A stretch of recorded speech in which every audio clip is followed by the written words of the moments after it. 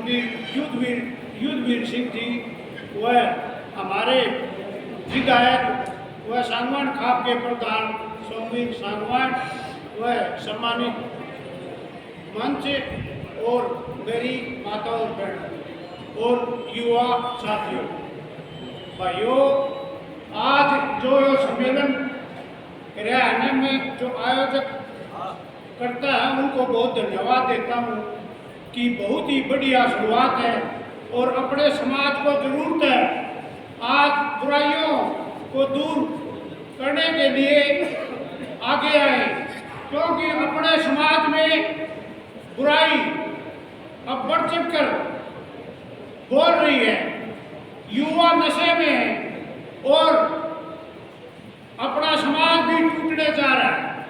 और भाई प्रमाण में प्रत्यक्ष में प्रमाण देने की जरूरत को नहीं, भाई चाहे तो बॉक्सिंग हो और चाहे भाई कुश्ती हो, फर्स्ट सेकंड थर्ड भारत में अपना समाज आवे, ताकतवर कौम है तो इसको संभालो और भाई बेटियां को पढ़ाओ, बेटी पढ़ेगी नहीं दो घर बसे हैं। और भाई जो बिहार के यूपी के आवे ना ज्यादा अपना आवे तुम अपने बड़का सगाई को नहीं होती, कब होगी छोरी तो नुकसान अपना है, आपकी नस्ल खराब होना ही है, इतनी मजबूत नस्ल भारत में नहीं है, 2-2.5% तो अभी और सबसे पहला स्थान है हंगे की कुश्ती हो, कबड्डी हो, चाहे भाई बॉक्सिंग हो, पहला अपना बच्चा है तो भाई इसको संभालो। और एक भाई सर छोटी राम जी ने एक बात कह रखी है, एक किसान एक तो अपने पराये को पहचान ले और एक बोलना सीख ले, भाई एक तो बोलना सीख लो, हंगा में बात ना कह करो जिससे अपने समाज का भी नुकसान हो और खुद का भी हो, और एक हो जाओ। भाई कमल चौधरी क्यों बड़े से और भाई युद्धवीर सिंह क्यों बड़े से, अपने भाई से अपना खून से पढ़ेंगे तो अपना सिर होगा, इस बात पे आ जाओ तो तभी राज करोगे और चौधर करोगे तो, और नहीं तो भाई अपनी ब्रांड माटी होगी। आपने मेरी बात सुनी, आपका बहुत बहुत धन्यवाद। जय जिन्होंने सारा जीवन किसानों और जागरूकों के लिए लगाया है, मंच पर विराजमान सांगवान खाप के प्रधान और दादरी से विधायक श्री सोमवीर सिंह जी, सांगवान खाप के सेक्रेटरी नरसिंह डीपी जी, फोगाट खाप के प्रधान फोगाट, सविता मान जी, जाट धर्मशाला भिवानी सभा के प्रधान सांगवान जी, जाटू खाप के सदैव मास्टर राज सिंह जी, मंत्रासीन, सभी अतिथिगण, उपस्थित जाट सरदारी और मातृशक्ति, हमारे अंदर धैर्य बहुत कम है। लोग आते हैं किसी आयोजन में और उस आयोजन कर देखकर यूं लगता है, हमेशा ही लगता है आज ही नहीं।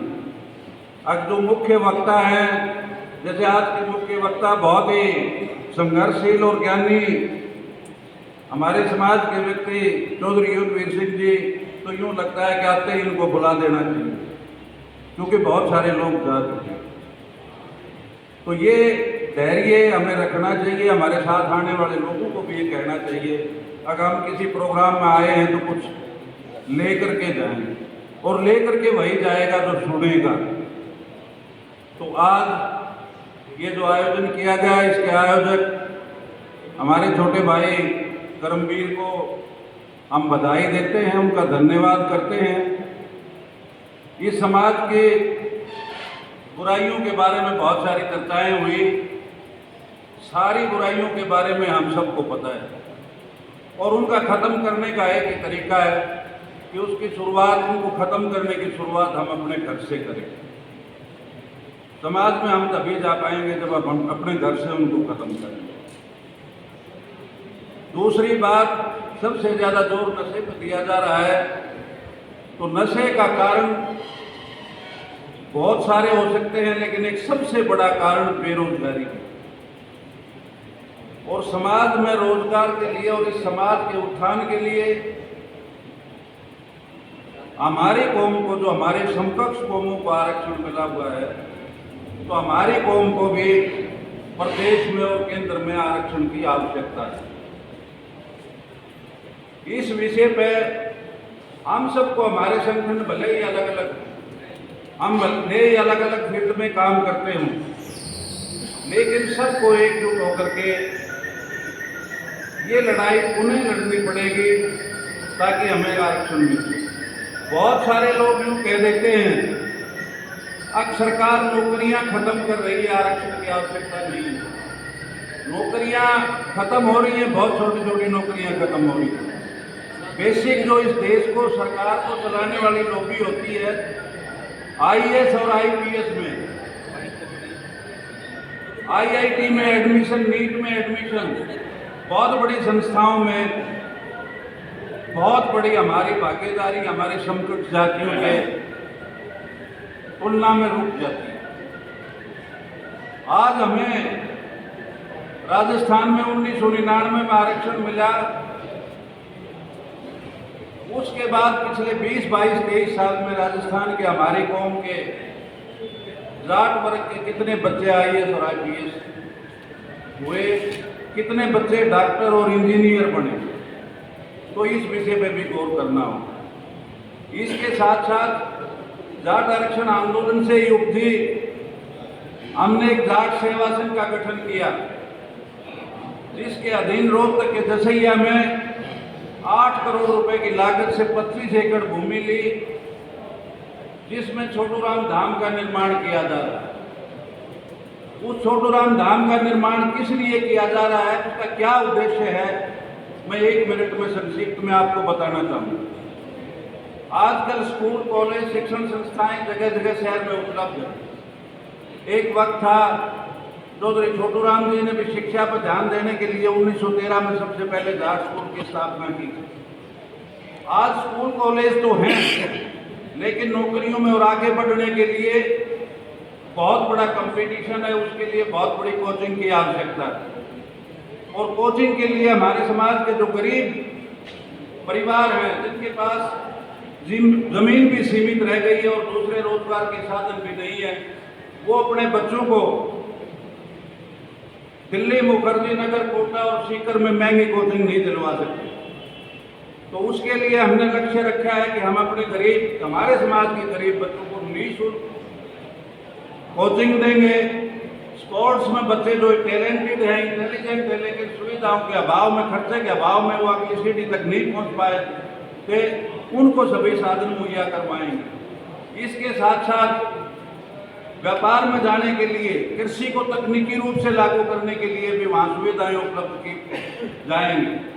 तो वो एक ऐसा प्रयास है। मेरी तो सभी लोगों से प्रार्थना है ताकि उस संस्थान से जुड़े, उसमें योगदान करें, ताकि इस कौम का भला हो सके। इस कौम का भला मंदिरों के निर्माण से नहीं होगा। आप सब लोगों ने पढ़ा होगा, हमारे यहाँ का साथ लगते राजस्थान के तारानगर के पास एक लंबा ढाणी गांव, जो अपने आप में एक उदाहरण है। हरियाणा में अहिरवाल का एक गांव दुखी है और हमारी जाट कम्युनिटी का गांव तारानगर के पास लंबा ढाणी है। उस गांव में 110 घर हैं और 315 नौकरी पेशा लोग हैं, जिनमें से 150 क्लास 2 और क्लास 1 ऑफिसर। तो जब मीडिया की टीम वहां के बुजुर्गों से पता करने के लिए अब ये इतनी तरक्की का कारण क्या है, तो बहुत सारे छोटे छोटे कारण थे, लेकिन बुजुर्ग ने बताया कि सबसे बड़ा कारण है हमारे गांव में मंदिर नहीं और हमारे गांव में कोई ब्राह्मण नहीं। और नहीं हम किसी कार्यक्रम में ब्राह्मण को बुलाते हैं, हम केवल शिक्षा पर जोर देते हैं, जो हमारे पढ़े लिखे शास्त्रियों का। ये हमारा तरक्की का कारण। अभी मैं एक ताजा उदाहरण बताऊं आपको। चौधरी वीर सिंह जी जब जयपुर में जाट महाकुंभ में ये बात की मंगल की और ब्राह्मण की, तो हमारे करनाल जिले का सबसे बड़ा गांव है बड़ा। बड़ा के एक ब्राह्मण ने चौधरी युद्धवीर सिंह पर भद्र टिप्पणी की उस विषय को लेकर के जो इन्होंने कहा था, और जिसमें कहीं भी एक इंच भी गलत नहीं था। जो ही वो टिप्पणी हुई, अगले दिन बड़ा गांव के 8-7 हजार आबादी का गांव है, बड़ा गांव की पंचायत हुई और उस ब्राह्मण को बुलाया गया। आपने ये टिप्पणी कैसे कर दी? तो गांव की पंचायत ने सर्वसम्मति से पहले तो ये फैसला लिया कि गांव कोई फैसला लेने से पहले उनके समाज के ऊपर जिम्मेदारी लगा दें कि वो फैसला करें। यानी ब्राह्मण समाज के जितने घर थे, ब्राह्मण परिवार जितने थे, वो फैसला करें। अगर वो प्रॉपर फैसला नहीं कर पाए तो गांव की पंचायत फैसला करेगी। तो वहां उन ब्राह्मणों ने फैसला किया कि वो जिसने गलत टिप्पणी की थी, वो सबसे पहले गांव में छोटू राम की मूर्ति लगी हुई है, काफी ऊंची लगी हुई है, मैं गया हूँ बड़ा गांव। सबसे पहले उस मूर्ति पर माला अर्पण करेगा, 51,000 रुपये जुर्माना देगा और स्वामी दारिद्र की मूर्ति पर माला अर्पण करेगा। तो ये है हमारी ताकत जो बड़ा गांव के लोगों ने दिखाई। इसी प्रकार से हम प्रत्येक गांव में, प्रत्येक जगह हम हाथ पकड़ के आगे बढ़ना सीखेंगे तो तरक्की करेंगे। अगर हमने पैर पकड़ के खींचना शुरू कर दिया, जो जैसा कि अब तक चलता रहा है, जिसकी वजह से समाज नीचे गया है, तो बड़ा मुश्किल है। बुराइयां दूर करना भी मुश्किल है, हो सकता है और ज्यादा बढ़ जाए। एक वो छोटा सा उदाहरण मिसाल सुनाते हैं। किसी ने आजमाने के लिए 2 20 फुट के गड्ढे खोद दिए, एक गड्ढे में 10 जाट उतार दिए, एक गड्ढे में 10 बड़ी उतार दिए, और शर्त रख दी कि जो भी व्यक्ति पहले बाहर आएगा उसको 1 लाख रुपए इनाम दिए जाएंगे। तो महाराणा में तो मैं चढ़ू तो सोमवीर टांग खींच ले, सोमवीर से तो गोविंद टांग खींच ले, पूरा 1 लट्ठमलट हो गया। वो बणी आपस में बदलाए, अब भाई 1 लाख रुपए मिलने ना, फिर 10 आदमी आ। तो जिस तरह ये महाराष्ट्र में हांडी नहीं फोड़ते बम्बई में कन्हैया वाली, अब 4 नीचे बैठ जाओ, 3 ऊपर चढ़ जाओ, 2 ऊपर, 1 ऊपर ला निकल जाएगा, लाख रुपये मिलेंगे, 10-10 हजार बैठ लेंगे। तो हमें भी ये सोचना पड़ेगा, ये करना पड़ेगा, सारे समाज को एकत्रित करके, जहां भी समाज का कोई भी आह्वान हो, बाकी सारी बातें बाद में। राजनीति के बगैर सुधार नहीं हो सकते। राजनीति जब सुधरेगी तभी सुधार होंगे, लेकिन राजनीतिक लोगों को इतना हावी मत होने दो कि वो हमें गुलाम समझने लगे। हमारी कम्युनिटी के जितने भी विधायक और एमपी बढ़ के जाते हैं, वो समाज की बात भूल जाते हैं वहां जाने के। क्यों भूल जाते हैं? क्यों? वो जिस पार्टी से चुन करके गए, उस पार्टी की जो विचारधारा है वो उसको फॉलो करते हैं, उसको मानते हैं। तो हम अगर एकत्रित होंगे तो उन पर यह दबाव बना पाएंगे कि समाज की आवाज़ पहले उठाओ, उसके बाद पार्टी की बात। तो ये आपका समय बहुत ज़्यादा लंबा होगा, लंबी बातें न करते हुए आप थक चुके हैं। मैं तो, और भाई कमल प्रधान जी भी खड़े हो गए, तो मैं तो अंत में यही आपसे गुजारिश करते हुए